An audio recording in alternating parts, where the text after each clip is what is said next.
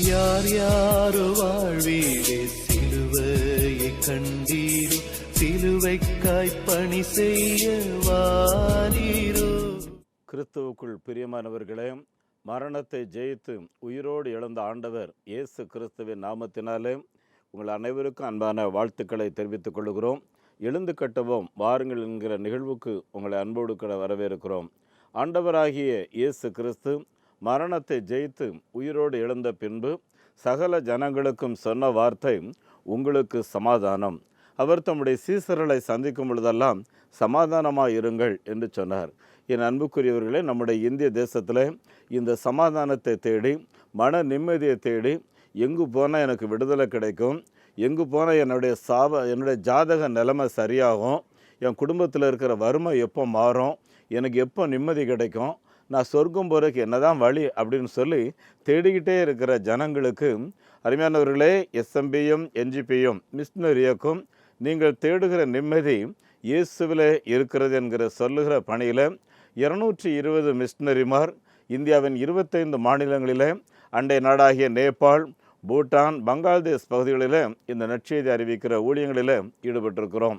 அருமையானவர்களே, இந்த நற்செய்தி பலரை தொடுகிறது, வியாதியஸ்தர்களை சுகமாக்குகிறது.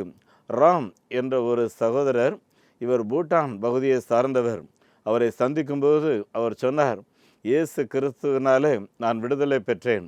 என்னுடைய 2 கிட்னியும் பழுதாகி நான் இனி உயிரோடே இருக்க முடியாது, அதனால் விரும்பினதை சாப்பிடுன்னு சொல்லி எனக்கு டாக்டர்கள் அறிவுரை சொன்னாங்க. ஆனால் என்னுடைய மாமா சொன்னார், உன்னை இயேசு தொடுவார், உன்னை மறுபடியும் வாழ வைப்பார், நீ இயேசுவுக்கு எதாயிலும் செய்ய வேண்டும் என்று சொன்னார். அருமையானவர்களே, பூட்டானில் இன்னைக்கு வரைக்கும் சபை திறந்து கிடையாது, ஒரு ரிஜிஸ்டர் சர்ச்சஸ் கிடையாது. என்றாலும் ஆண்டவராகிய இயேசு கிறிஸ்துவுக்கு மகிமையாக நம்முடைய எஸ்எம்பிஎம் என்ஜிபிஎம் மிஷனரி இயக்கத்தின் சார்பில் 14 கிராமங்களில் இரகசிய சபைகள் அங்கே நடந்து கொண்டிருக்கிறது. என் அன்புக்குரியவர்களே, தேடுதல் நிறைந்த நம்முடைய இந்திய தேசத்தவர்கள் நேபாள் நாட்டில், இன்னும் பங்களாதேஷ் பகுதிகளில், இந்தியாவின் 25 மாநிலங்களில் பெரிய அறுவடைகளை ஆண்டவர் செய்து கொண்டிருக்கிறார். அருமையானவர்களே, கடந்த 70 மாத நம்முடைய இயக்கத்தின் ஊழியத்தின் விளைவாக இதுவரையிலேயும் 6798 பேர் முதல் தலைமுறை கிறிஸ்தவர்களாக ஞானஸ்நானம் பெற்று 682 புதிய கிராமங்களில் சபைகளை தேவனை ஆராதிக்கிறார்கள். கடந்த ஆகஸ்ட் மாதத்தில் மாத்திரம் ஆண்டவரின் கிருபையினாலே 10 புதிய கிராமங்களில் சபைகளை உருவாக்குவதற்கும் 220 பேருக்கு ஞானஸ்நானம் கொடுக்கிறதற்கும் ஆண்டவர் உதவி செய்தார். 2 ஆலயங்கள் இந்த மாதத்தில் கட்டி பிரதிஷ்டை செய்ய ஆண்டவர் உதவி செய்தார். தேவனின் கிருபையினாலே இதுவரையிலே 48 ஆலயம் கட்டி பிரதிஷ்டை செய்திருக்கிறோம். ஒரு 12 இடங்களில் வேலை நடந்துகிட்ருக்கு. இன்னொரு 40 இடங்களில் வேலை ஆரம்பிக்கிறதுக்கு ஆயத்தமாகி அதற்கான ஸ்பான்சர் எதிர்பார்த்து காத்திருக்கிறோம். கிட்டத்தட்ட 350க்கும் மேற்பட்ட கிராமங்களில் ஆலயம் கட்டுவதற்கு அஸ்திபாரம் போட்டு ஸ்பான்சர் எதிர்பார்த்து காத்திருக்கிறோம். நேற்று தினத்தில் ஒரு தாயார் 72 வயது, அவர்கள் ஓய்வு பெற்ற அந்த பணத்தில் இருந்து ஒரு ஆலயம் கட்டுவதற்காக காணிக்கை எடுத்து வைத்திருக்கிறேன், வர முடியுமா என்று சொன்னார்கள். என் அன்புக்குரியவர்களை, இப்படி தியாகத்தோடு தங்களுடைய வாழ்வாதாரத்துக்கு அரசு கொடுக்கிற அந்த ஓய்வூதிய பணத்தில் கர்த்தருக்கு என்று சொல்லி தியாகத்தோடு ஆலயம் கட்ட முன் வருகிறார்கள். ஒரு லாரி டிரைவர், ஐயா எனக்கு கிராமத்தில் ஆலயங்கள் கட்ட வேண்டும் என்று வாஞ்சை, நான் ஒரு டிரைவர், ஒவ்வொரு தடவையும் டிரைவிங்கு போயிட்டு வந்துட்டா அதில் எனக்கு ஆண்டவர் தர்றதில் நான் அப்படியே கொஞ்சம் காணிக்கை எடுத்து சேர்த்து வச்சிருக்கிறேன்னு சொன்னாங்க. என் அன்புக்குரியவர்களை, இப்படி எத்தனையோ பேர் தங்களுடைய செலவினங்களை குறைத்து தியாகமான காணிக்கைகள் மூலமாக கிராமங்களில் ஆலய கட்டுமான பணிகள், மிஷினரிகளுக்கான மாதாந்திர உதவித்தொகைகள் அனுப்பப்பட்டு கொண்டிருக்கிறது. அருமையானவர்களே, ஒரு சிறு வாலிப பிள்ளை, அவள் இப்போ கல்லூரியில் படித்து கொண்டிருக்கிறாள். அந்த பிள்ளை மாதந்தோறும் 600 ரூபாய் கொடுத்து ஒரு ஆதிவாசி குழந்தையை படிக்க வைக்கிறாள். அவளுக்கு கிடைக்கிற அந்த ஸ்டைபெண்ட் பணத்தில் இப்படி கர்த்தருடைய ஊழியத்தை தாங்குகிற இப்படிப்பட்ட ஏராளமான தியாகிகளை எனக்கு தெரியும். ஆகவே தான் இந்த மிஷனரி இயக்க ஊழியத்தில் பெறக்கூடிய காணிக்கைகளை எவ்வளவு சிக்கனமாக, எவ்வளவு உண்மையாக செய்ய வேண்டுமோ அதை நாங்கள் செய்து கொண்டிருக்கிறோம். ஒவ்வொரு மாதமும் ஆத்துமாவை தேடி என்கிற இந்த பத்திரிகையை ஒவ்வொரு கிறிஸ்தவர்களுக்கும் நாங்கள் அனுப்பி வைக்கிறோம். அருமையானவர்களே, பணித்தளங்களில் ஆலயங்கள், பக்க ஆலயம் கட்டுவதற்கு 7 லட்ச ரூபா தேவை. 5 லட்ச ரூபாயில் 600 ஸ்கொயர் ஃபீட்டில் கட்டுறோம். மற்றபடி 3 லட்சம் 2 லட்ச ரூபாயில் கச்சா ஆலயங்கள் கட்டுறோம். உங்கள் வசதிக்கு ஏற்ப நீங்கள் இதில் உதவி செய்யும்படி உங்களை அன்போடு கூட கேட்டுக்கொள்கிறோம். அருமையானவர்களே, இந்த இயக்கத்தில் உங்களுடைய ஈடுபாடு எங்களுக்கு அவசியம் தேவை. அருமையானவர்களே, நம்முடைய நாடு ஒரு பெரிய நாடு. அருமையானவர்களே, மந்திரவாதி சொன்னாருங்கிறதுக்காக பெத்த குழந்தை பிறந்த குழந்தை கூட வயிற்றுல சூடு போடுவாங்க, நெத்தியில் சூடு போடுவாங்க பார்த்துக்குங்க. அருமையானவர்களே, கடந்த நாளில் 15 மாத குழந்தை உடல் முழுவதும் சூடு. ஏன்னா அந்த பிள்ளைக்கு உடல் ஏதோ சிறு பலவீனம். டாக்டர்கிட்ட போயிருந்துருக்காங்களான்னு தெரியல. ஆனால் மந்திரவாதி சொன்னபடி உடல் முழுவதும் சூடு போட்டு காயப்படுத்தி கடைசியில் புண்களாகி கிட்டத்தட்ட மரணத்தின் ஓரத்தில் இருக்கிறத பத்திரிகையில் நம்ம பார்த்தோம். இப்படி நிறைய செய்தி பார்த்துக்குங்க.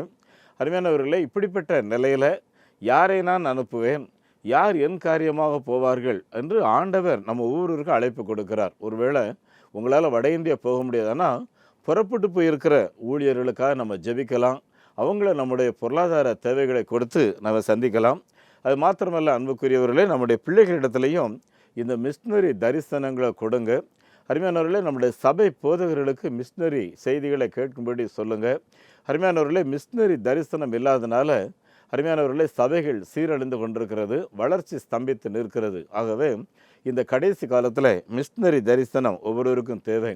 நம்பிக்கை தொலைக்காட்சியில் ஒவ்வொரு ஞாயிற்றுக்கிழமை காலை 6 மணிக்கும், ஒவ்வொரு வியாழக்கிழமை இரவு 8:30 மணிக்கும், ஒவ்வொரு சனிக்கிழமை இரவு 7:45 மணிக்கும், நள்ளிரவு 12 மணிக்கும் இந்த செய்திகள் வருகிற இன்னும் பல இடங்களில் மறு ஒலிபரப்பு மூலம் இந்த ஊழியங்களை ஒளிபரப்புகிறார்கள். அருமையானவர்களே, இந்த ஒளிபரப்புக்கு ஒரு நிகழ்வுக்கு நாங்கள் 5000 ரூபாய் ஸ்பான்சர் வாங்குகிறோம்.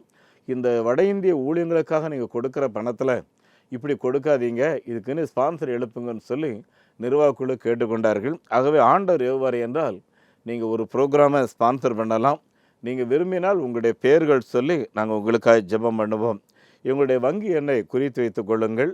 Salvation Mission Partaker Moment, Canara bank account number 12,00,55,49,490.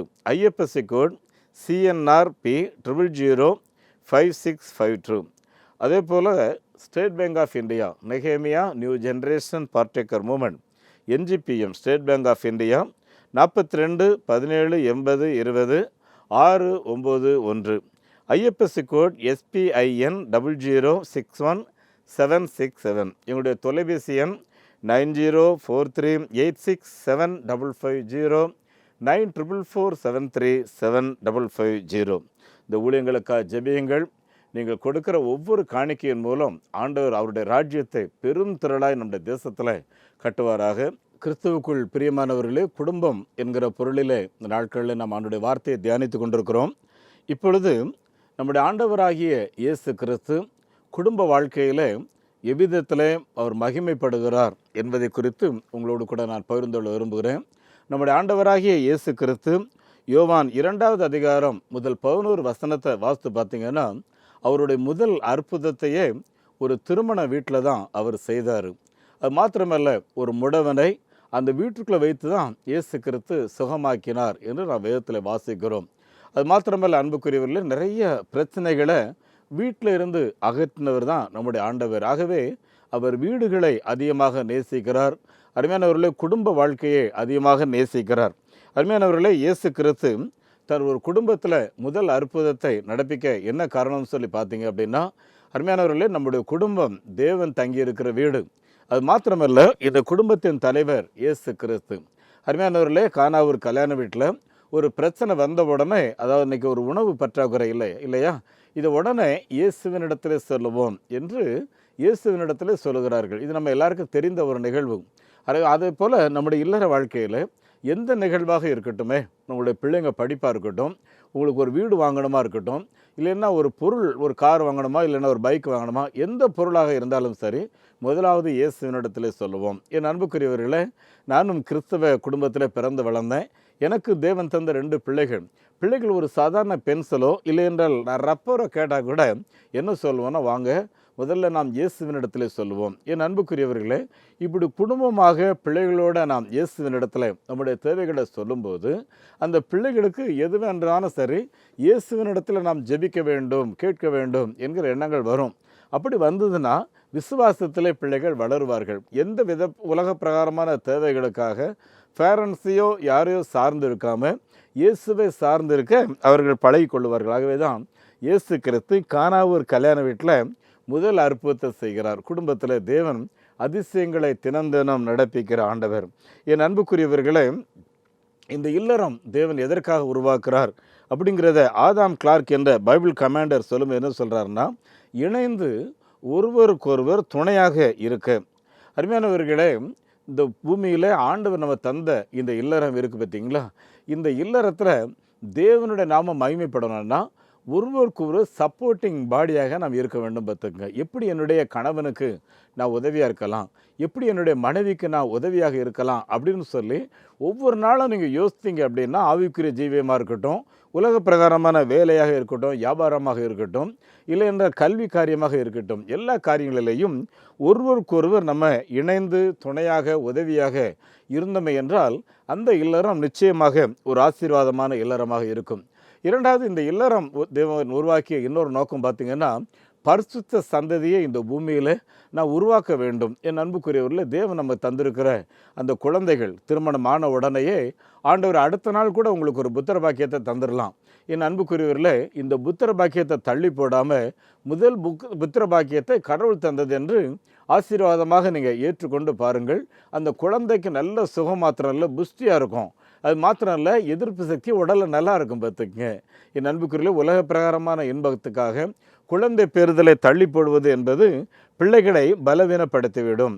என் அன்புக்குரியவர்களே, ஆதாம் கிளார்க் சொல்லும்போது ஆண்டவருக்காக சந்ததியை உருவாக்குவதற்காக தான் தேவன் உங்களை குடும்பமாக இணைத்திருக்கிறார் என்று சொல்கிறார். என் அன்புக்குரியவர்களே, நம்ம ஒவ்வொருவரும் இந்த இல்லறத்தை கட்டி காக்கிறதுல ரொம்ப கவனமாக இருக்க வேண்டும்.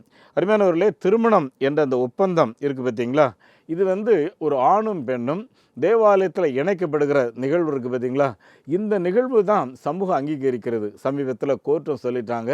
என்ன சொன்னாங்கன்னா, ஒரு ஆணும் பெண்ணும் குடும்பமாக இணைக்கிறது படுறது பேர் தான் குடும்பம். மற்றபடி இன்றைக்கி லெஸ்பியன் உறவுன்னு சொல்கிறாங்க. ஆணோட ஆண் சேர்ந்து குடும்பமாக வாழ்கிறோன்னு சொல்கிறது. கல்யாணமாகாமலேயே குழந்தை பெற்றுக்கொள்ள முடியும் என்று சொல்கிறது. தாம்பத்தியம் என்பது கல்யாணம் பண்ணி தான் செய்யணும்னு அவசியம் இல்லை.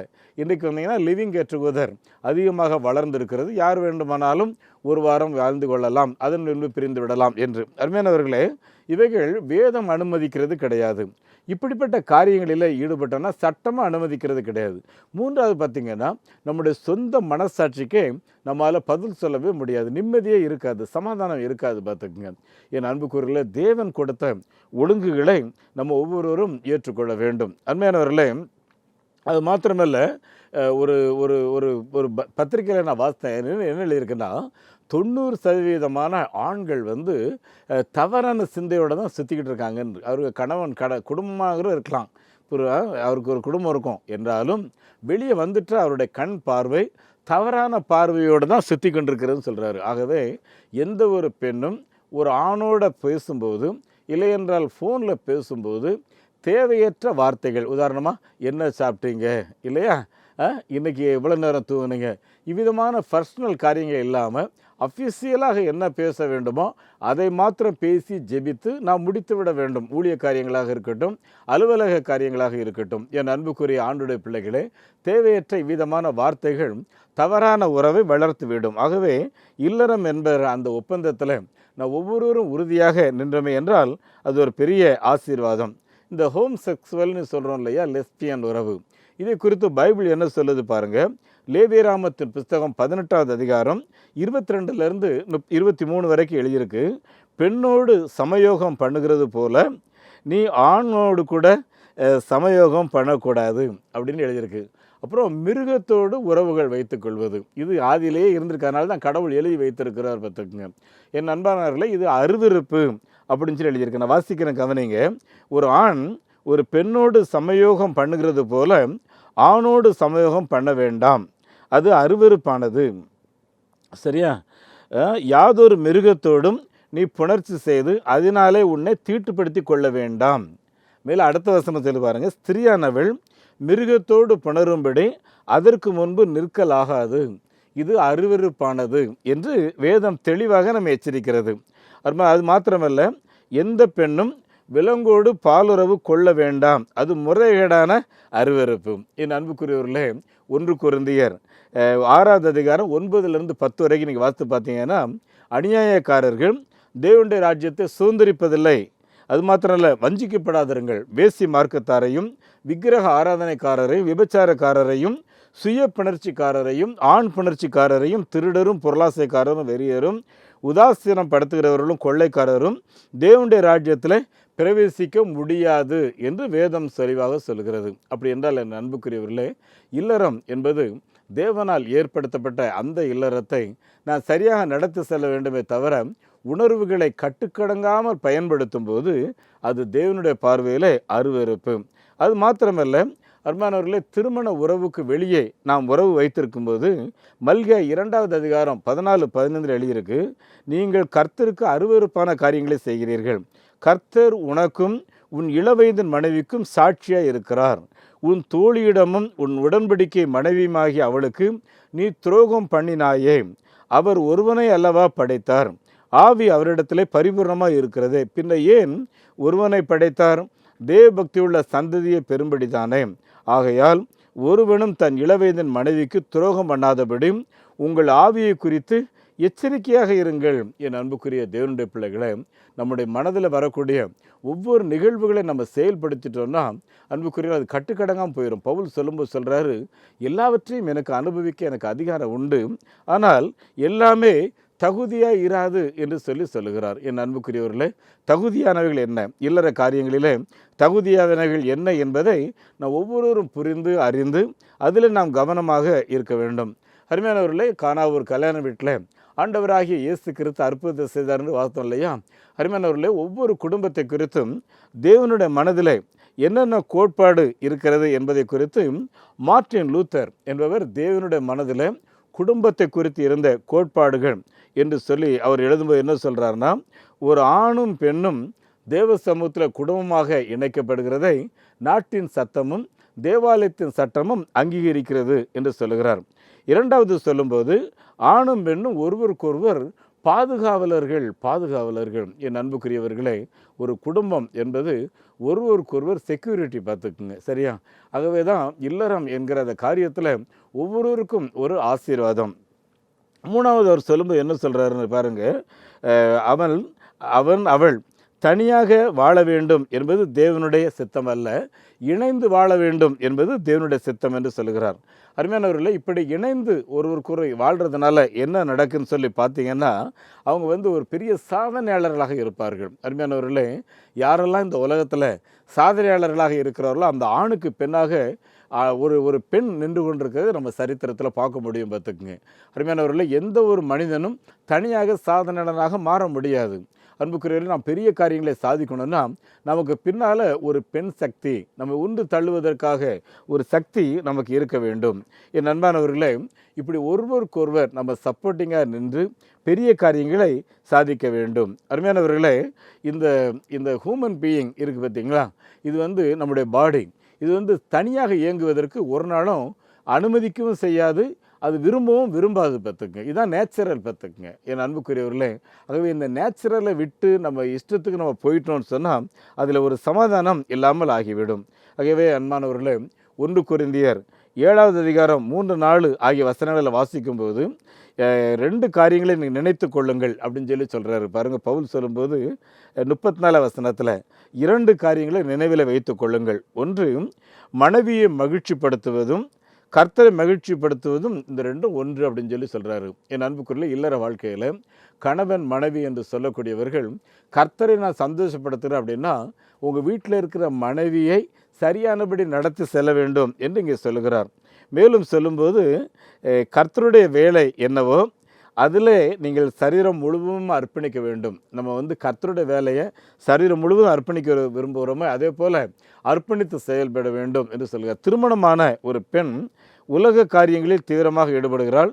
அவன் கணவனை மகிழ்ச்சிப்படுத்த முயற்சிக்காகவே என் அன்பானவர்களே, நான் ஒருவருக்கொருவர் மகிழ்ச்சிப்படுத்த வேண்டும் என்பது தேவன் விரும்புகிற ஒரு காரியம்.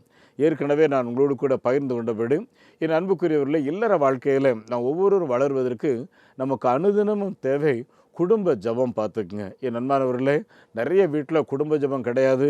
குடும்ப ஜெபம் பண்ணுறது அவ்வளோ சாதாரணமான காரியமும் கிடையாது. என் அன்புக்குரியவர்களே, ஒரு கணவன் மனைவி 2 பேரும் ஒரு வேளை ஒரு பாட்டு பாடி ஜெபம் பண்ணிடலாம். ஆனால் ஒரு பிள்ளைகள் பிறந்து விட்டால் அந்த பிள்ளைகளை கூப்பிட்டு அந்த ஜெபத்தில் உட்கார வைக்கிறதுங்கிறது ஒரு பெரிய போராட்டமாக இருக்கும். ஆனால் அன்புக்குரியவர்களே, குடும்ப ஜெபத்தை தினமும் செய்து பாருங்கள்.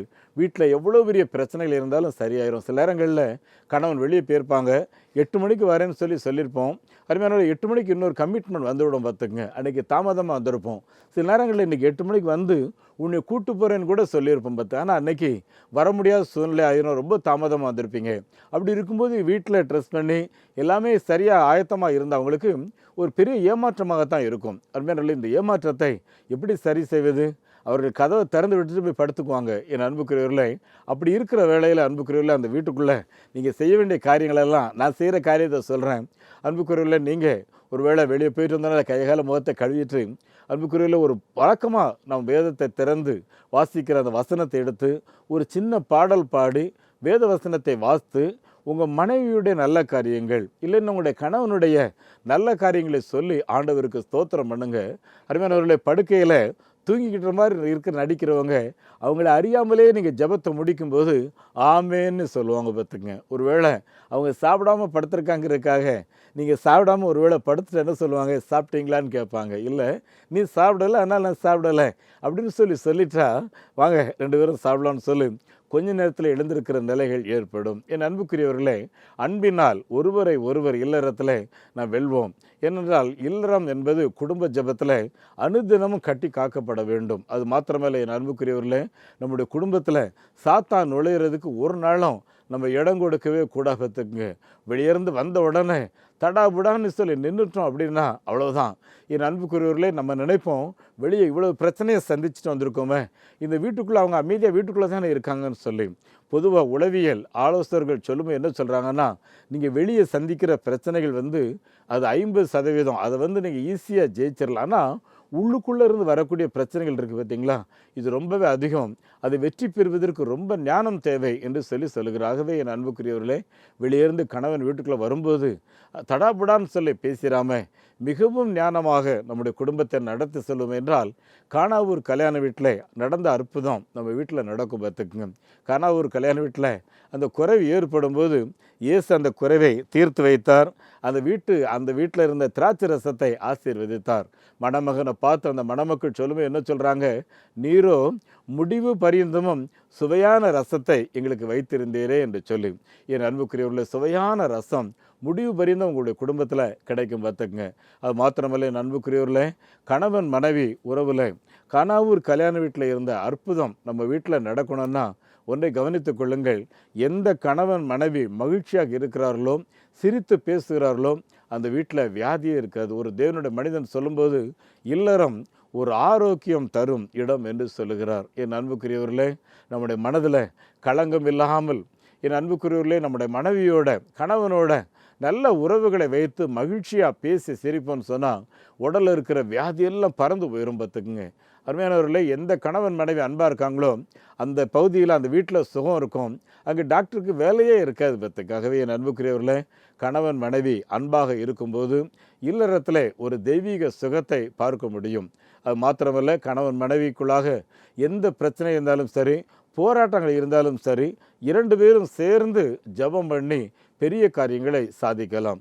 என் அன்புக்குரியவர்களே, சமீபத்தில் நான் ஒரு வியாபாரி குடும்பத்தில் அவங்களுடைய குடும்ப பிரச்சனைகளை பேசுவதற்காக போயிருக்கும்போது அந்த குடும்பத்தில் சில நஷ்டங்கள்.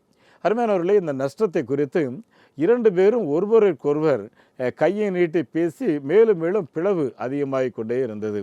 அப்படி இருக்கிற வேளையில் ஜெபம் பண்ணும்போது பரிசுத்த ஆவியானவர் அவங்க மத்தியில் உணர்த்திற ஒரு காரியத்தை நான் சொல்லுகிறேன். என் அன்புக்குள்ள அந்த மகள் ஜான்சி அவங்க சொல்லும்போது என்ன சொன்னாங்கன்னா, பாருங்கள், நானும் உங்களோட சேர்ந்து தான் கஷ்டப்பட்டிருக்கேன். இன்றைக்கி நம்ம தொழிலில் முன்னேற்றம் வர்றதுக்கு நிறைய வாய்ப்புகள் இருக்குது, நம்ம மறுபடியும் முயற்சிப்போம் என்று அவர்கள் சொல்ல, உடனே அவர் சொல்கிறாரு, நீங்கள் என்ன தான் வாய்ப்பு வச்சுருக்கிற, என்ன வழிமுறை வைத்திருக்கிற, அதை கொஞ்சம் சொல்ல அப்படின்னு சொல்கிறாரு. என் அன்புக்குரியவர்களே, தேவனுடைய பிள்ளைகள் மத்தியில் பரிசுத்த ஆவியானவர் இறங்கும்போது, அந்த ஜெப ஆவி இறங்கும்போது இப்படிப்பட்ட நல்ல உரையாடல்கள் வருது. அவங்க சொல்கிறாங்க, நாளைக்கு நம்முடைய ஸ்டாஃப் எல்லோரும் கூப்பிட்டு என்ன சொல்லுவோம், இந்த நாள் தொடக்கம் இந்த கம்பெனியில் நீங்களும் ஒரு பார்ட்னர். ஆகவே இந்த தொழிலை நல்லபடியாக நடத்துவதற்கு, முன்னேறுவதற்கு நீங்கள் எல்லாரும் பங்காளர்களாக இணைய வேண்டும். ஆகவே உங்களுடைய பங்குகள் என்ன, எல்லாருக்கும் ஈக்குவல் ஷேர் என்று சொல்லி ஷேர் வெளியிடுகிறார்கள். என் அன்புக்குரியவர்கள் ஒவ்வொருவரும் அவங்களால இயன்றவைகளை கொண்டு வந்து கொடுக்க ஒரு நல்ல முதலீடு. அது மாத்திரம் இல்லை, அந்த கம்பெனியுடைய வளர்ச்சியில் எல்லாருக்கும் லாபம் உண்டு அப்படின்னு சொன்ன உடனே உழைக்கிறவர்கள் அத்தனை பேரும் நல்லாக உழைக்க ஆரம்பித்தார்கள். இதெல்லாம் அவங்களுக்குள்ளே பேசுகிறாங்க. என் அன்புக்குரியவர்களே, அந்த நிறுவனம் மிக சிறந்த வளர்ச்சியை பிற்காலத்தில் பெற்றது பார்த்துக்குங்க. என் அன்புக்குரியவர்களே, ஒருவேளை கணவன் மனைவிக்குள்ள இப்படிப்பட்ட உயர்ந்த குணங்கள் இருக்குமே என்றால் அந்த இல்லறம் மாத்திரமல்ல, அவங்க கையிட்டு செய்கிற காரியத்திலையும் நல்ல விருத்தியை பெற முடியும் பார்த்துக்குங்க. அருமையானவர்களாகவே குடும்பமாக செயல்படுவோம், குடும்பமாக தேவனுடைய அரசை கட்டி எழுப்புவோம், குடும்பமாக அற்புதங்களை ருசி பார்ப்போம். அது மாத்திரமல்ல, நம்ம வீட்டில் வளருகிற பிள்ளைகள் இருக்காங்க பார்த்தீங்களா, இந்த பிள்ளைகளுடைய காரியங்கள்லையும் தேவனுடைய நடத்துதல் மிகவும் அற்புதமாக இருக்கும் பார்த்துக்குங்க. ஏனென்றால் நீங்கள் ஜெபம் பண்ணுறத பிள்ளைங்க பார்க்குறாங்க, பிள்ளைங்களும் அவங்க குடும்பமாக இணையும் போது தேவ சமூகத்தில் ஜெபிக்கிறதை நாம் பார்க்க முடியும். இப்படிப்பட்ட இல்லறம் சிறப்பான இல்லறமாக இருக்கும். அது மாத்திரமல்ல, அன்புக்குரியவர்களே, இந்த கடைசி காலத்தில் உங்கள் எல்லாருக்கும் நான் சொல்லக்கூடிய வார்த்தை என்னவென்றால், நம்முடைய பிள்ளைகள் படிக்கிறார்கள், வேலைக்காக பல வெளியிடங்களுக்கு செல்கிறார்கள். உலகில் எந்த மூலை முடுக்கில் இருந்தாலும் தாயாரோட பேசுவாங்க. அப்படி பேசும்போது உங்கள் பிள்ளைகளிடத்தில் சொல்லுங்கள், நீ இன்றைக்கி பைபிள் வாசித்தியா, இந்த வாரம் நீ கோயிலுக்கு போனியா? என் அன்புக்குரியவர்களே, அப்படி அவங்க போயிருந்தேன்னு சொன்னால், என்ன பிரசங்கத்தை கேட்டேன், நீ இன்றைக்கி வீட்டில் பைபிளில் என்ன வாசித்தேன், நான் உனக்காக ஜெபம் பண்ணும்போது நான் இதை வாசித்தேன், நம்ம கோயிலில் இதுதான் இன்றைக்கி தலைப்பை வைத்து நம்ம பாஸ்டர் பிரசங்கம் பண்ணாங்க. இதெல்லாம் பிள்ளைகளோட பேசும்போது பேசுங்க. கடைசியாக பிள்ளைகளிடத்தில் அம்மா, இந்த மாதம் உன்னுடைய சம்பளத்தில் தசம்பாகம் எடுத்து வைத்தியா அப்படின்னு சொல்லி உங்கள் பிள்ளைகளுக்கு நீங்கள் உணர்த்துங்க. அது ஒரு பெரிய ஆசீர்வாதமாக இருக்கும் பார்த்துங்க. என் அன்புக்குரியவர்கள், நம்முடைய பிள்ளைகள் காஸ்மெட்டிக்காக மாதந்தோறும் 10,000 20,000 என்று சொல்லி சம்பாதிக்கிறார்கள். அது மாத்திரம் இல்லை, இப்படி செலவு செய்ய பழகின பிள்ளைகள் இல்லறம் உனக்கு திருமணத்துக்கான பார்க்கட்டோன்னா இந்த பையனும் சரி பொண்ணும் சரி கொஞ்சம் தாமதமாகட்டும்னு சொல்கிறாங்க. என் அன்புக்குரிய தேவனுடைய பிள்ளைகளை, இந்த விஷயத்தில் பேரண்ட்ஸ் அதிக கருத்தோடு இருந்து, வாலவீதன் குமாரர் பலவான்கள் கையில் உள்ள அம்புகளுக்கு ஒப்பாயிருக்கிறார்கள் அப்படின்னு சொல்லி சங்கீதம் 127 வாசிக்கிறோம் பார்த்தீங்களா. ஏற்ற நேரத்தில் பொம்பளை பிள்ளைகளாக இருந்தால் 23லேருந்து 25, ஆம்பளை பையனாக இருந்தால் 25லேருந்து 27, இதுதான் அவங்களுடைய வால வயது, திருமண வயது பார்த்துக்குங்க. ஆகவே அன்புக்குரியவர்களே, விதமான காரியங்களில் நாம் தீவிரமாக ஈடுபட்டோம்னா நம்முடைய குடும்பம், நம்முடைய பிள்ளைகள் சந்ததி சந்ததியாக உபாகமம் 1:11 எழுதியிருக்கிறபடி 1000 சந்ததியாய் தேவன் உங்களை ஆசீர்வதிப்பார்னு எழுதியிருக்கிற வார்த்தை உடைய இல்லறத்தில் நிறைவேற உங்களுக்காக நான் ஜெபிக்கிறேன். தலைகளை தாழ்த்தி ஜெபிப்போம். எங்கள் மத்தியில் பிரசன்னராக இருக்கிற எங்கள் பரலோகத்தின் நல்ல பிதாவே, கானாவூர் கல்யாண வீட்டில் அற்புதத்தை செய்து இல்லற வாழ்க்கையின் மகிமையை மேன்மைப்படுத்தினவரே, இன்றைக்கு இந்த வார்த்தைகளை கேட்டுக்கொண்டிருந்த ஒவ்வொருவரையும் நீர் கண்ணோக்கி பாரும். அவருடைய வீடுகளை கண்ணோக்கி பாரும். நிறைய வீடுகளில் ஆண்டவரே சின்ன சின்ன தேவைகளுக்கு கூட ஒரு பெரிய இஷ்யூ ஆக்கிடுறாங்க. ஆண்டவரே, எதுவாக இருந்தாலும் இயேசுவினிடத்தில் சொல்லுவோம், அவர் எல்லாவற்றையும் பார்த்து கொள்வார் என்கிற அந்த ஆவியை ஒவ்வொரு குடும்பத்துக்கும் இயேசுவின் நாமத்தினாலே ஆண்டவரே நீர் கொடுக்க வேண்டும் என்று சொல்லி ஜெபிக்கிறோம். நன்மையான எந்த ஈவும் பூரணமான எந்த வரங்களும் ஜோதிகளின் பிதாவினிடத்தில் இறங்கி வருகிறதா இருக்கிறது என்று வேதத்தில் வாசிக்கிறபடி இன்றைக்கு வசனத்தை கேட்ட ஒவ்வொரு குடும்பங்களுக்கும் கர்த்தர் அற்புதத்தை செய்வீராக. அப்படி என்னை செய்கிறதற்காய் ஸ்தோத்திரம். இயேசு கிறிஸ்துவின் நாமத்தில் இந்த ஜெபத்தை கேட்கின்றோம் பிதாவே, ஆமேன். நம்முடைய ஆண்டவர் இயேசு கிறிஸ்துவனுடைய கிருபையும் பிதாவாகிய தேவனின் அன்பும் பரிசுத்த ஆவியானவருடைய நடத்துதல் பராமரிப்பு ஆசீர்வாதம் நம் அனைவரோடும் தங்கியிருப்பதாக.